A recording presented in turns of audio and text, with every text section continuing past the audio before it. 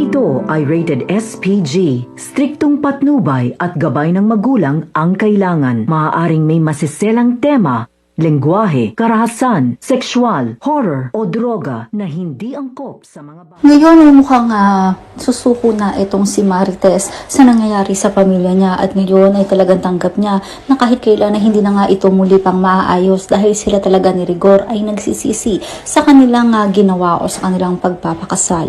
Kung kaya't magpupunta nga si Ramon dito sa San Dimas upang kuhanin na ng tuluyan si Marites at hindi naman gano'n na kadali rin sapagkat makikita nga nito ni David na tumatakas etong si Marites kung kaya't hahabulin niya ito nang makasalubong na nga niya si Ramon Montenegro kung kaya't magkakaroon ng laban sa pagitan ni Ramon at ni David at ngayon ay mukhang masusukol na nga nito ni Ramon si David at mukhang ipaparanas na nga niya dito ang ganti ng isang Montenegro. Ngunit ang katanungan ay makakatakas pa ba si David o ngayon na ang huling sandali ng kanyang buhay sapagkat etong si Rigor ay nasa serbisyo at walang kaalam-alam. Yan ang dapat nating abangan dito nga lang sa FPJ's Batang Quiapo.